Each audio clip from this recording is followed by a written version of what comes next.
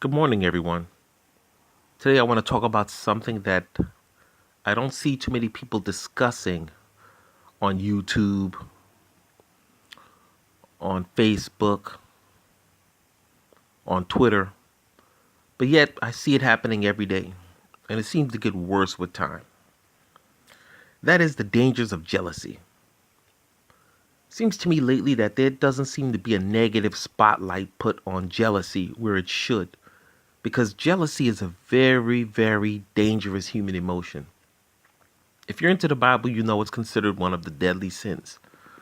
And I'll quote a few scriptures that mention jealousy. James chapter 3, 14, 15. It says, bitterness and jealousy are earthy, unspiritual, and demonic. Genesis, Cain and Abel is the ultimate story of jealousy, where Cain was jealous of his younger brother Abel, the attention that God paid him more than him, and he killed him. And Proverbs 14:30.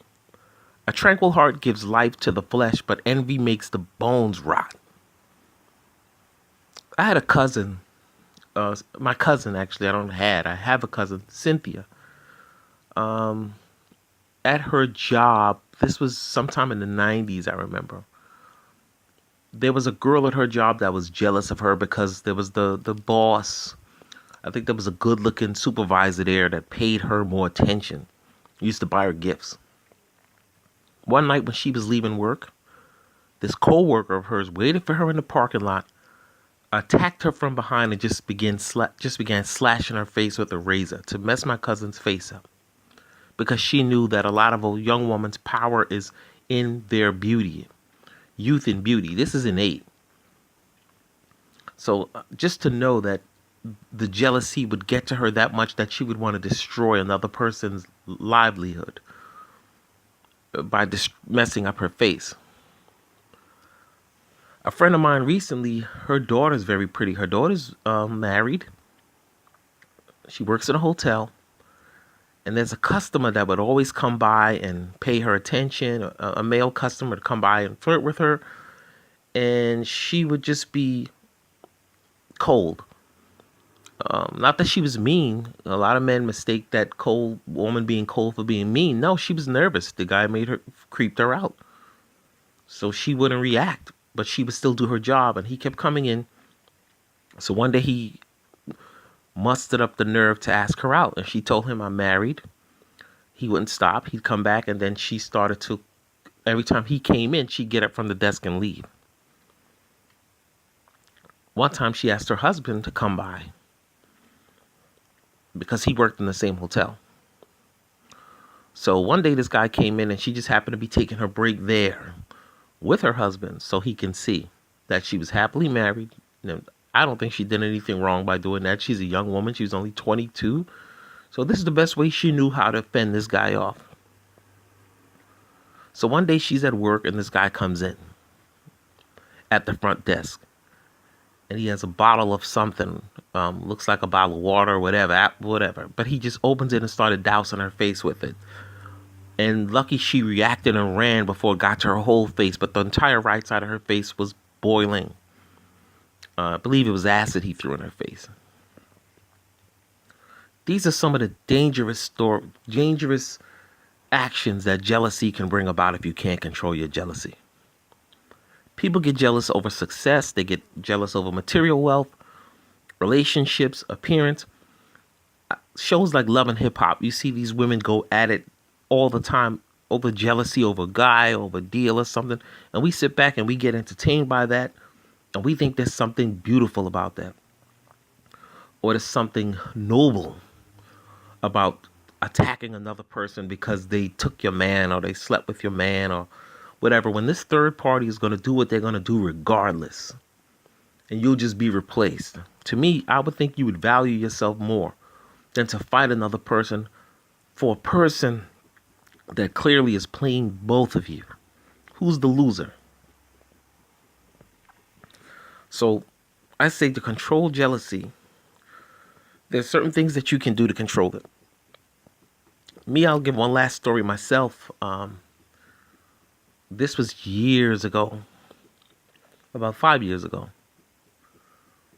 My woman had a reunion party with her high school friends, and I went out so that she could feel comfortable with her friends. I come back, middle of the night, they're still partying. I go to bed. I wake up there. She is sitting, laying on the couch with one of her high school male friends. She was drunk and passed out, but I just felt that the pose they were in, I found was inappropriate, and I didn't want my daughter to see that. Long story short, I reacted, and the guy could have called the cops for what I did.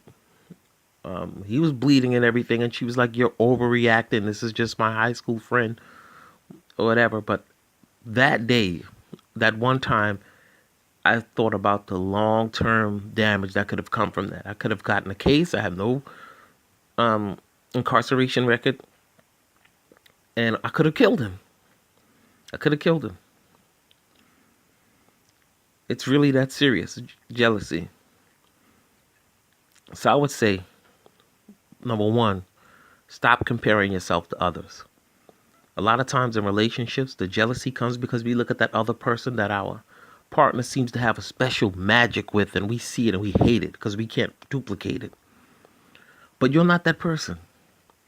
Whatever history they have, whatever, it is what it is. You can't change it. Trying to make them, the more you try to make them not see each other, the closer you're going to bring them. Work on your positive attributes because you've got a lot to offer. So stop comparing yourself to others. Number two, be prepared to lose them. This is something that I practice and it works. You have to be prepared to lose that person, either be a job or whatever it is you're jealous over and you're trying to possess. Be prepared to lose it, whether it be an audition. Be prepared. Have a part, compartmentalize your brain for success and the other part for failure. It's the wise thing to do. What do you think insurance policies are? Insurance policies are in case things don't work out. Things often go wrong. You should be prepared. It's not negative thinking, it's realistic thinking. It's not pessimism, it's not optimism, it's realism. Be prepared to lose them. Number three, stop playing games. If a lot of times jealous and insecure people try to make their partner jealous just to test them to see how strong they feel for them. That can backfire. Because if you have someone that's truly genuine with you and you're constantly trying to make them jealous or test how they feel about you, eventually they'll get tired or they may decide to play the same game back. The very thing that you're afraid of, you'll bring upon yourself. So stop playing games. Fourth thing you could do is realize if you have no proof, it's all in your imagination. You don't have to go snooping for proof. There's a scripture that says there's no rock that will be unturned, that will not be unturned, no door that will not be opened. If you have no proof, it's all in your imagination. I'll give you an example of where you don't have to look for it. I knew someone, or I read a story online where this guy said he had a feeling his wife was cheating, but he wouldn't go through her phone or anything like that. He said he didn't want to heighten his insecurities or his fear by doing that snooping. So lo and behold, he's sitting at the computer one night and she forgot to log out of Facebook. So all these alerts started popping up from this other man with all their sexual encounters and the pictures they've been exchanging with each other. It fell in his lap. He didn't have to go looking for it. So if you don't have proof, remember it's in your imagination. Don't feed it. Number five, give your partner space. Give yourself space. The best way to build trust is to give someone space, to let them know, look, I trust you enough to give you your space. Now, if the person chooses to use that space to do something other than that, you'll find out eventually. But be prepared, which will go right back to what I said before. Be prepared to lose them if you give them space and they decide to play you with that space. But give them space. It's even good for you. You'd be surprised. There's an old saying, absence makes the heart grow fonder. I find in my relationships, if I see the person I'm seeing once a week or once every 2 weeks, but I make sure that that night is fantastic or that time together is well spent, They'll always call you asking, when am I going to see you? When am I going to see you? And it's not that I'm playing games. I'm busy. Okay, another thing you could do, sixth thing you could do is increase your social circle. I think the show, there's a show that comes on the ID channel. I think it's called Stalked Obsession. Most of the stories on that show come from jealousy. For instance, there was a high school couple. The boy had no friends. He was into Dungeons and Dragons. The girl had no friends either. But once she got to college and she found a new social circle, she started spending less and less time with him, and the more needy he became. And plus, she went to college out of town, so this made him even more insecure. So she said he was calling her nonstop. When she stopped returning his calls, he showed up with his bags packed to her dorm, refused to leave. And then he noticed that she had a lot of male college friends. So eventually she ended the relationship and said he was creeping her out, keeping her friends out, and keeping her from focusing on her college. And he would even show up at the job she had in college and just sit there at the table. And I think it was a restaurant or something, to make sure no guy spoke to her. Eventually, he tried to kill her. He tried to run her over with his car. And this is what I mean by you have to have a social circle. This keeps you from being clingy and needy. Now, if you want to use that social circle to go and cheat, that's on you. It doesn't help your security level at all. Use it wisely. It could be just same-sex friends, which I prefer if you're really in your relationship for the long haul, that you keep it friends of the same sex or gender. Another thing you could do is get some hobbies, get some goals. It's very important for you to have goals. What do they say? A people without a vision shall perish. If you don't have goals, you become just obsessed.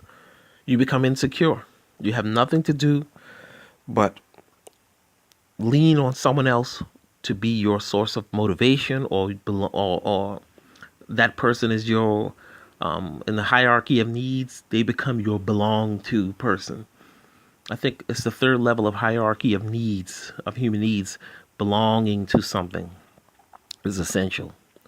If you don't have hobbies or goals of your own, someone else will be that source for you. You don't want that. Hobbies and goals keep you motivated and keep you focused and help you build your own confidence, that you have your own thing to work on. It actually enhances the relationship. You two can both celebrate in that when you succeed at something. Or you won't get jealous of your partner when they succeed at something because you have your own. Because that's another thing that sparks jealousy. If you have no goals, like the couple I mentioned on Web of Lies, if you have no goals or hobbies, you will eventually try to rain on your partner's parade. So, I hope you enjoyed this video or this lecture. For those of you who don't know, I'll just say I have a bachelor's in business management with a minor in social science. So a lot of this information does come from psychology, sociology, and human anthropology. So that's it. I hope you have a wonderful year.